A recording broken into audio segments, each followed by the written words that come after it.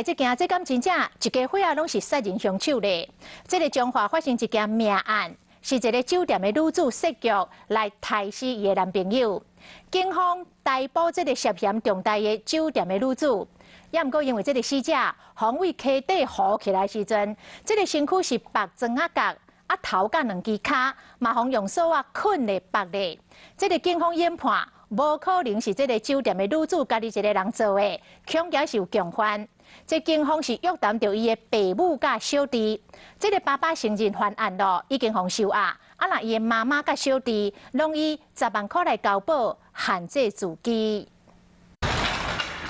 林小姐伫中华雇出的亲人，包括妈妈、弟弟、爸爸3个人双手双脚拢互铐起来，因为检警查出酒店小姐规家伙仔，恐惊拢是涉嫌杀张善生的共犯。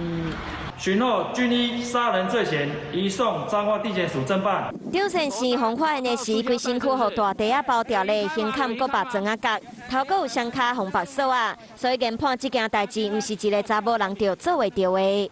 加上张善生的朋友指控林小姐厝内人拢有涉案，检警找林小姐的爸爸妈妈、有弟弟到案了后，因为3个人罪嫌重大，以杀人罪以上，检察官嘛向法院申请扣押。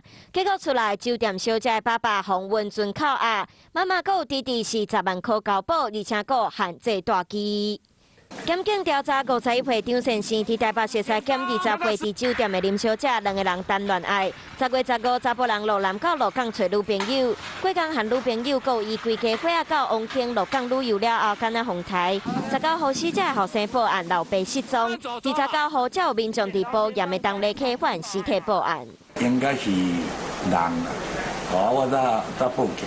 来到林小姐规家伙仔伫中华旧厝厝边讲，妈妈真车，规家伙仔定定为着钱来冤家。你足车，这车，我车了呀。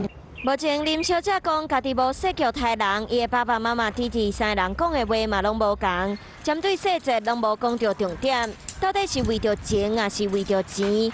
检警嘛继续来追查这场命案背后的真相。